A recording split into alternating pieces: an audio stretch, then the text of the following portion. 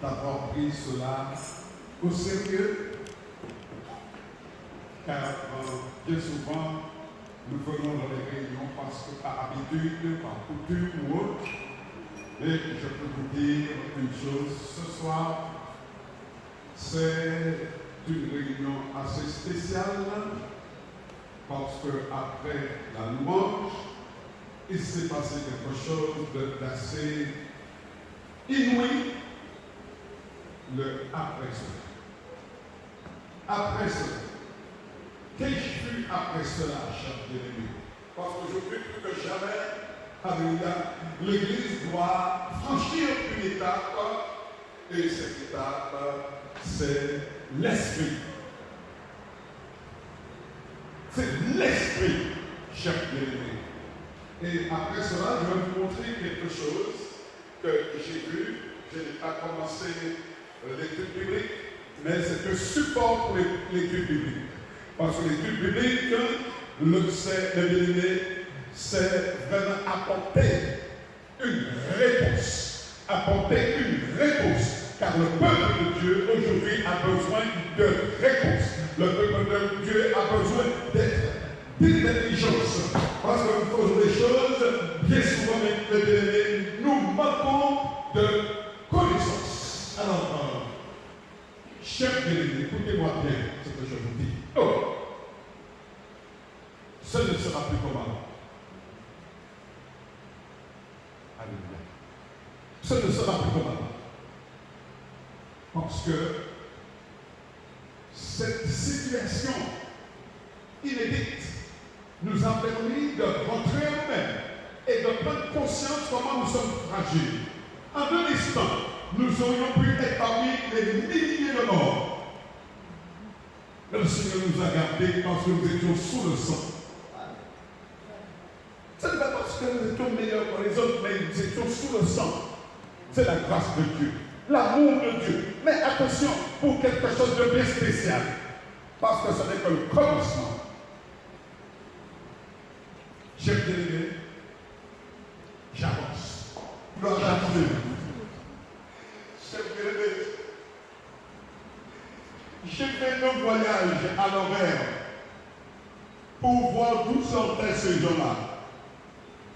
Cette grande foule, on appelle des myriades et des myriades, revêtus de blanc, et qui étaient là, les bras levés, et qui adoraient Dieu, et qui avaient une parfaite connaissance de la parole de Dieu. Permettez-moi de vous dire une chose. Cette foule venait de cette génération. Cette génération qui a pris conscience qu'il fallait se préparer. Alléluia. Chaque bien-aimé. Alléluia. Je ne dis pas les choses pour que vous soyez simplement. Non, je dis la vérité. La vérité. Et cette vérité, vous savez où est-ce qu'on l'acquiert?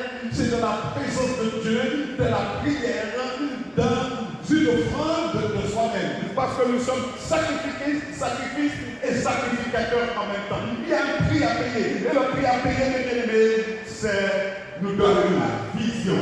J'aimerais vous dire que après cela, toute cette vision qu'a eu Jean sous l'île de Patmos, c'est ici, là, au milieu de cette génération, quand vous êtes entrés les fonds, j'espère. Nous allons parler ce soir de la foi qui contredit le monde. La foi qui contredit le monde, c'est le titre de cette étude biblique. C'est pourquoi je vous parle beaucoup plus en esprit que des choses physiques ou naturelles, car les choses physiques naturelles ne sont pas de la foi, c'est de la chair. La foi, c'est ce qui n'est pas visible, mais où on peut s'appuyer parce que c'est une assurance.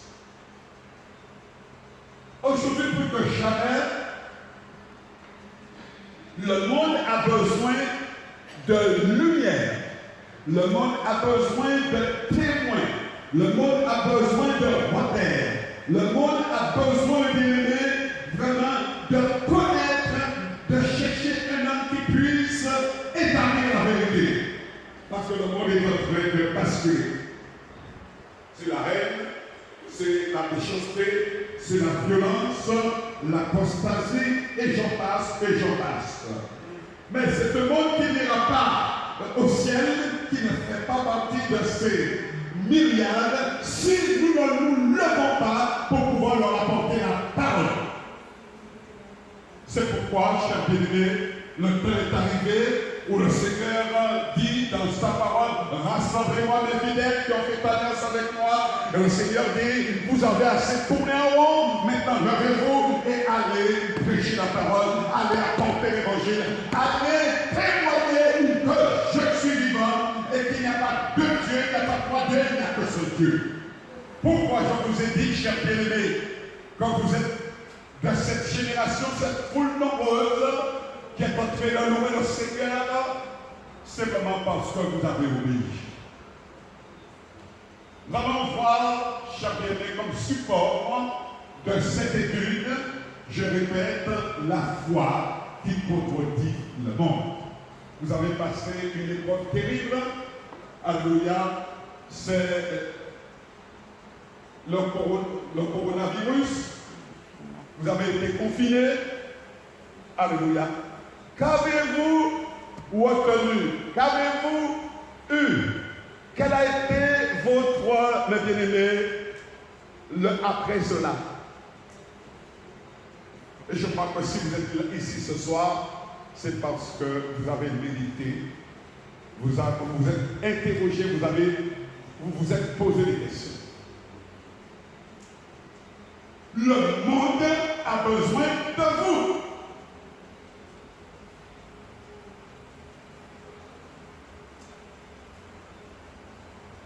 Il y a de la place en Amérique. Allez en Amérique et puis prêchez la parole de Dieu afin que le président sache qu'il n'est rien et que tout genou fléchira devant le Seigneur. Vous avez peur?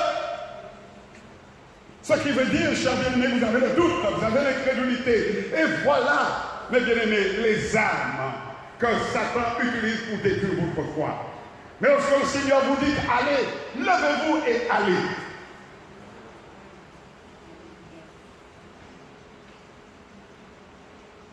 Vous êtes en train de préparer ce après cela.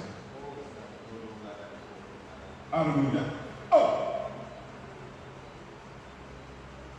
Alléluia. Oh! Seigneur Jésus, heureusement que tu es là et que tu nous aimes, que tu nous supportes. Les premiers qui devraient être là, ce sont les prophètes. Les premiers qui devraient être là. Mais ne pointons pas du doigt, mais simplement prions les uns pour les autres.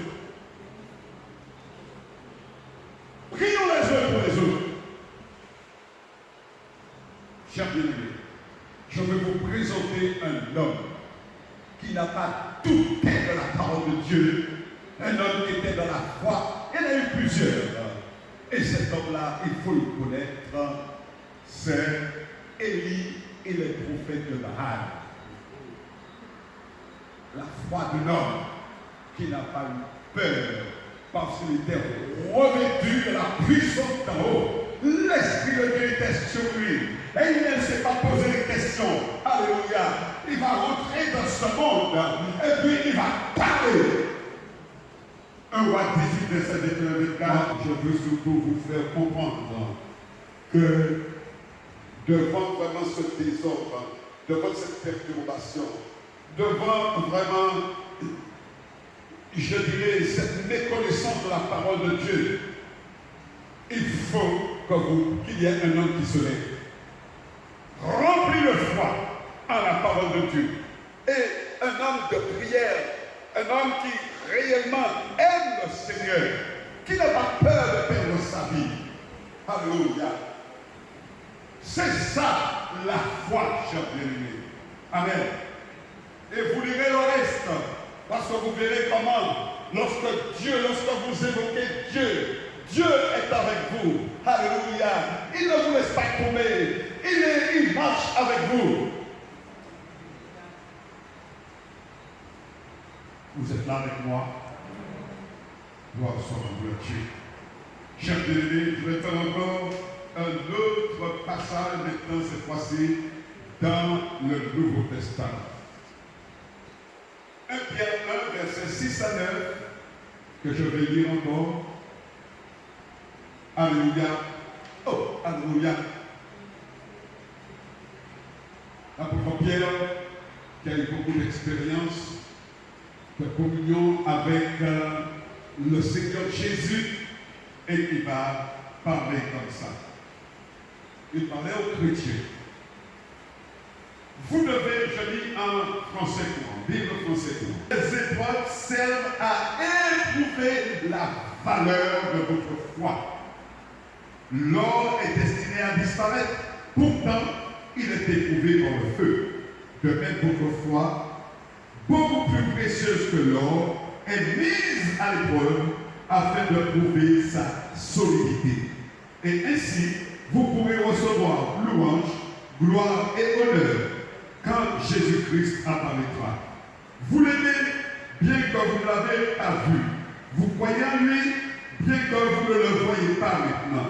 C'est pourquoi vous vous réjouissez d'une joie glorieuse, si grande qu'elle ne peut s'exprimer par des paroles, car vous obtenez ce qui est le but de votre foi, c'est-à-dire le salut de vos âmes. Oh! Alléluia! Quelqu'un qui est dans la foi, qui a reçu vraiment ce trésor. Ça se voit. Tribulation, souffrance, épreuve, ça ne le gêne pas. Parce que c'est le moyen de développer, je dirais, ce moyen d'édification, le moyen de développement. On ne se plaint pas, mais au contraire, on loue le Seigneur. Ce soir, vous avez loué d'une manière spéciale, je l'ai ressenti, je l'ai reçu. Et lorsque je l'ai reçu, je l'ai amené un petit peu partout. Je l'ai amené en Guyane, je l'ai amené en Haïti, je l'ai amené en Afrique, je l'ai amené les bien-aimés en Amérique, etc.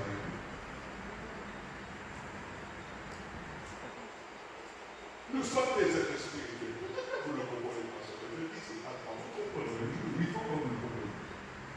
Alléluia. Il faut que vous le compreniez. La chair ne sert de rien.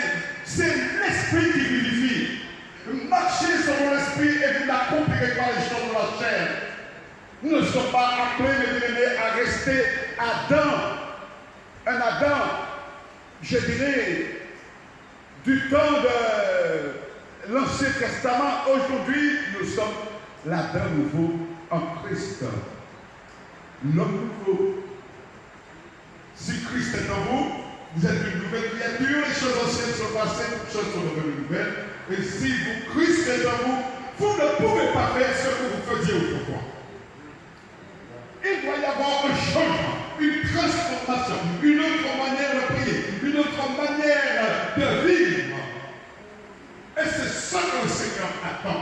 C'est ça que le monde attend. La création attend avec un ardent désir la révélation des Fils de Dieu. Vous devez apprendre à vous pardonner. Vous devez apprendre à vous aimer. Vous devez apprendre, mes bien-aimés. Alléluia. À fléchir le genou. Daniel, mon bien-aimé, avant que tu n'aies ouvert la bouche, je t'avais déjà répondu parce que tu as eu à cœur de supplier de mon roi. Et tu as amené le peuple à s'humilier. Cher bien-aimé, alléluia, le temps est arrivé où il faudra voir les chrétiens à genoux. Il faut voir les chrétiens, alléluia, je dirais répandre leur cœur devant Dieu. Les chrétiens qui n'ont pas honte de chercher Dieu de toute leur âme. La foi. Ce n'est pas simplement, mes bien-aimés, aller dans une église. Non, c'est plus que cela. C'est prendre conscience que je suis envoyé de Dieu. Oh, alléluia. Prendre conscience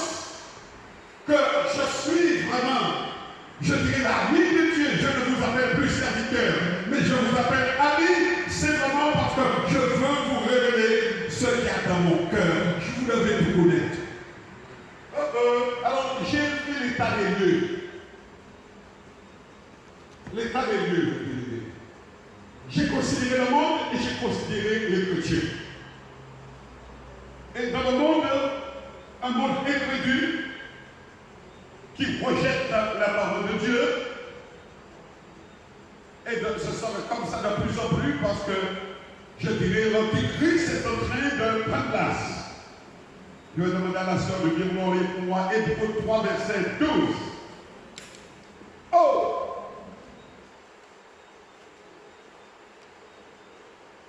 Hébreux 3, verset 12.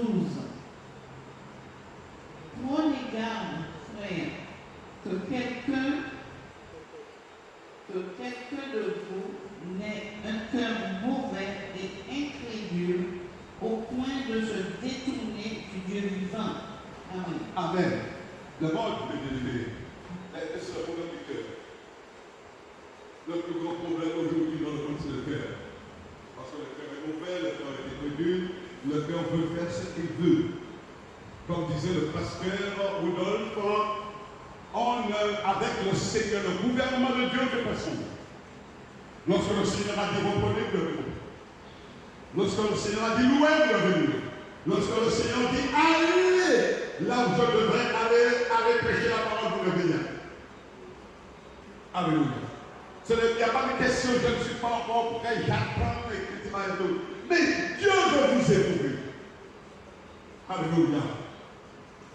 Et je n'ai pas honte de le dire, et je le dirai jusqu'à mon départ. Lorsque j'ai été opéré de la prostate, je n'étais pas encore guéri, où le Seigneur me disait, va en France, il y a un peu de temps. Et je suis parti avec mes couches, ma bien-aimée, et je louais Dieu avec mes couches, je prêchais la parole de Dieu avec mes couches. Et je n'ai pas eu honte de Dieu. Gloire à Dieu, ça s'est passé plusieurs fois. Gloire à Dieu. Vous parlez de pandémie, de virus, de coronavirus, mais j'ai attrapé aussi un virus. Et le Seigneur me disait, va à Basse-Pointe et prêche la parole. Et monsieur et mes Césaires venaient de mourir, tout tremblant, parce qu'on n'avait pas encore trouvé le médicament pour moi. Je ne savais pas ce que j'avais, et de tout tremblant, j'ai été prêcher la parole de Dieu. Va, lève-toi, ton problème ne me regarde pas. La puissance de Dieu est sur toi. C'est moi qui dirige ta vie. C'est moi qui dirige ta vie. Et il en est ici jusqu'à maintenant, jusqu'à ce que tu parles. Tu laisses la terre. Parce que tu n'es qu'un instrument pour moi. Et ta récompense, ce sera l'obéissance. Si tu obéis, si tu obéis, si tu obéis, si tu obéis, c'est ça la foi. Et nous allons voir que l'homme est sorti du lot parce qu'il avait un autre esprit. Nombre 13, verset 31, 33, allons-y. Nombre 13, 31, 33. Mais les hommes qui étaient allés avec lui dirent. Alors, avec lui, j'ai mis avec Caleb, ou bien. Tu pourrais dire avec Caleb? Mais les hommes qui y étaient allés avec Caleb dirent, nous ne pouvons pas monter contre ce peuple, car il est plus fort que nous. Et ils décrièrent devant les enfants d'Israël le pays qu'ils avaient exploré. Ils dirent, le pays que nous avons parcouru pour l'explorer est un pays qui dévore ses habitants. Tous ceux que nous y avons vus sont des hommes d'une haute taille. Et nous y avons vu les géants, enfants d'Anak, de la race des géants.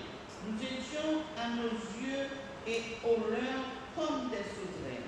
Chaque bien-aimé, avec un tel langage, ils ont découragé le peuple. Ils ont découragé le peuple. Ils ont vu selon leur, je dirais, leur nature charnelle. À aucun moment il y avait l'Esprit de Dieu là-dedans. Ils ont vu des géants. Ils ont vu ceci, ils ont vu cela, chers bien-aimés. À aucun moment, ils n'ont pris conscience qu'ils devaient combattre ils étaient là pour le combat et qu'ils avaient, chers bien-aimés, je dirais, l'autorité nécessaire. Parce que le Seigneur les avait remplis de sa puissance. Ils ont considéré leur corps, leurs besoins, mais à aucun moment, ils ne sont montés de la présence de Dieu, de la prière, pour savoir qui ils étaient. Alléluia. Et le Seigneur n'a pas été content. Tous étaient sont morts. Amen. Ce n'est pas Dieu qui les a tués, mais c'est la peur qui était en Dieu qui les a tués. Ce n'est aucun microbe, ce n'est aucun virus, mais l'incrédulité, la peur, la lâcheté des fois. C'est ça qui les a tués, chers bien-aimés.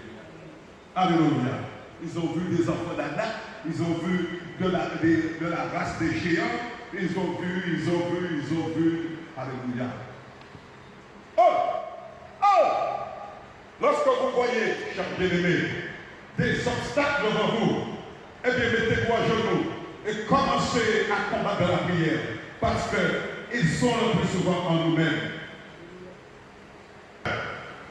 Alléluia. Nous devons lâcher sur l'adversaire, car Dieu nous a dit, je vous ai donné le pouvoir de marcher sur les scorpions et sur toute la puissance de la vie, et rien ne pourra vous nuire.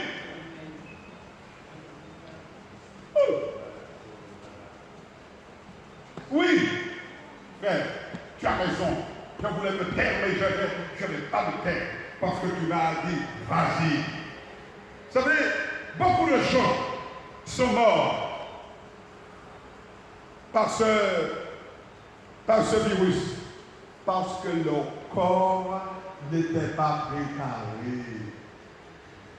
Lorsqu'on est chrétien, lorsqu'on est enfant de Dieu, on ne doit pas manger du n'importe quoi, on ne doit pas boire n'importe quoi, il faut avoir une hygiène de vie. Et aujourd'hui, il n'y a pas d'hygiène de vie. Il n'y a pas d'hygiène de vie. Donc automatiquement, mes bien-aimés, le corps est faible. Oh, vous n'êtes pas d'accord avec moi, c'est pas grave. Mais quand moi je suis aménagé. Alléluia. Bien-aimés, il faut savoir, la foi contredit le monde. Alléluia. Lorsque le monde vous dit, attention, ne va pas là, etc. et tout, parce que ne mange pas ceci, ne mange pas cela, etc. et tout ça. Mais Dieu vous a dit que tout ce que vous mangez, si vous priez là-dessus, eh bien, il y a aucun problème. La seule chose de vous dire là. Le but à atteindre, cher bien-aimé, par cette étude, elle est très longue. Mais j'essaie de vous donner l'essentiel. Et certainement, vous allez revenir là-dessus. Certainement, je ne donne que des points.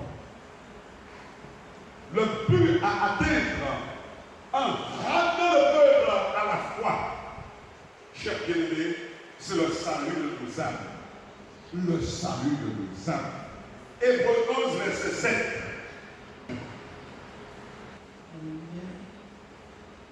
C'est par la foi que Noé, divinement averti des choses qu'on ne voyait pas encore, et saisi d'une crainte respectueuse, construisit une arche pour sauver sa famille. C'est par elle qu'il condamna le monde et devint héritier de la justice qui s'obtient par la foi. Amen. Amen. C'est un verset très puissant que je ne vais pas développer. Amen. Mais celui qui a la foi, c'est celui qui brille, celui qui a une vie de consécration et qui a du respect envers Dieu. Et à ce moment-là, cher bien-aimé, je dirais qu'il est au-dessus du monde, en ce sens que, eh bien, il devient un homme de révélation, un homme de réveil, un homme précieux pour le monde, pour sa génération. Alléluia.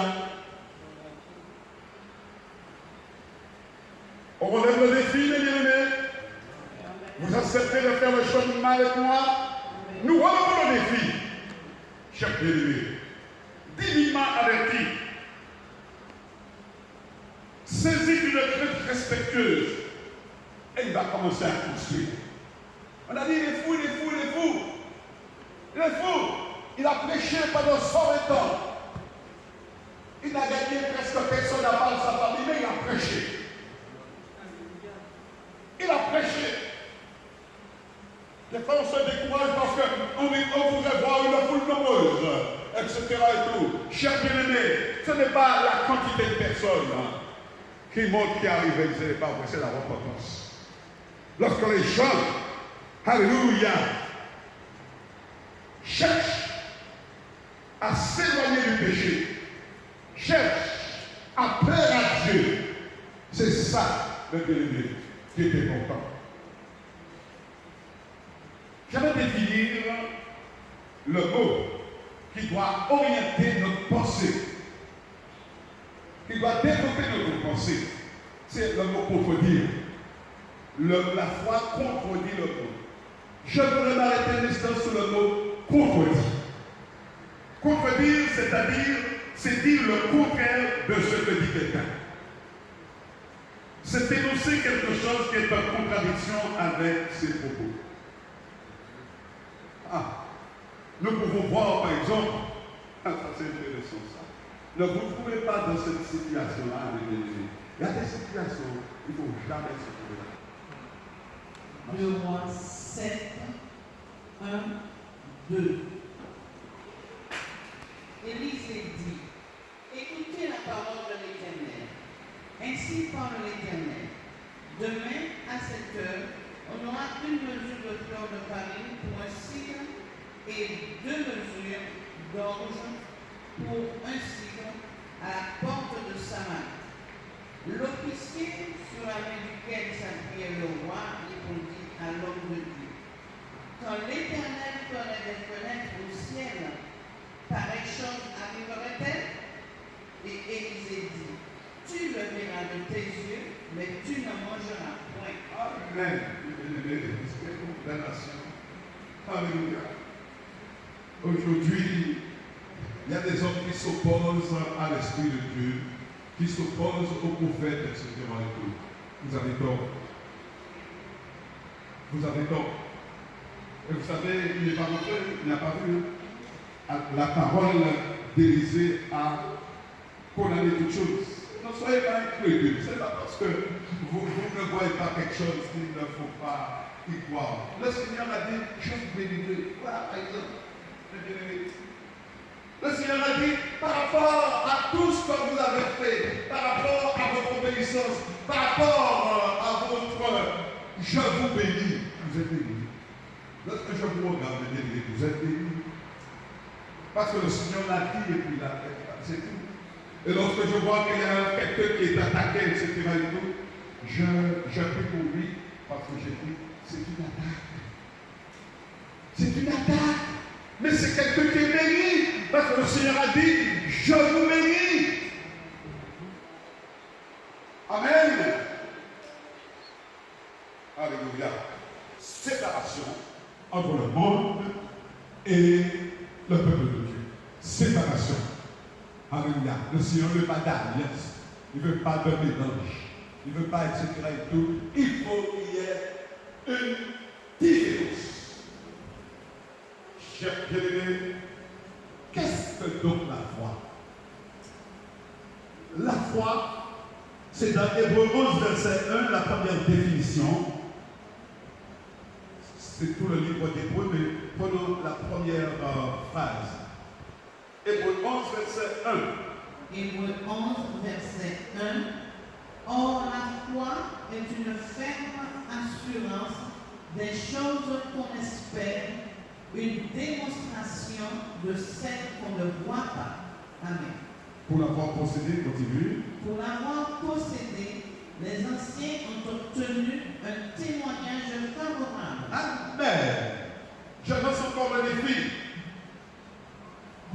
Les gens qui ont la foi vont bouleverser, bousculer ce monde. Dans les apôtres, l'église primitive, il y avait des hommes qu'on cherchait partout, Paul et Silas, parce qu'ils avaient bougé leur génération. Le Seigneur est en train de chercher des hommes comme les Élie, les Élysées, tous ces gens-là, qui avaient une foi terrible et qui se sont opposés à tous les, je dirais, tous les démons, tous les esprits, etc. et qu'ils ont remporté la victoire. Amen. Je dirais, la foi n'est pas une vague supposition, quelque chose dont on n'est pas sûr. La foi est une assurance et une démonstration. La foi n'est pas une attitude généralement optimiste, une espérance que tout ira bien. Ça c'est la chair, ça c'est le bien-aimé. Ça c'est pas vraiment biblique ça. Alléluia. La foi, même si les choses vont mal, mais je crois parce que c'est la parole de Dieu. Amen. La foi est une conviction absolue. La foi est un instrument puissant entre les mains du chrétien.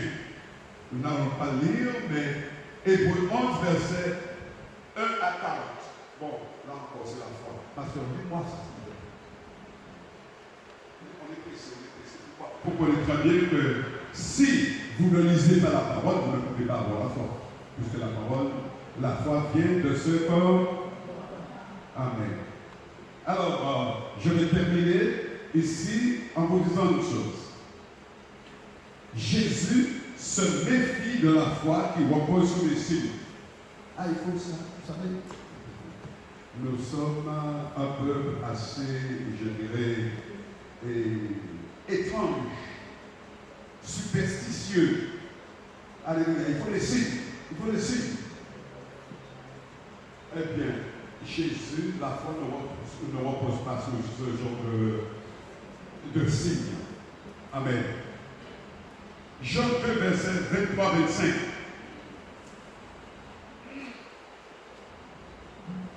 Jean 2, verset 23-25. Jean 2, 23-25. Pendant que Jésus était à Jérusalem à la fête de Pâques, plusieurs crurent en son nom, voyant les miracles qu'il faisait.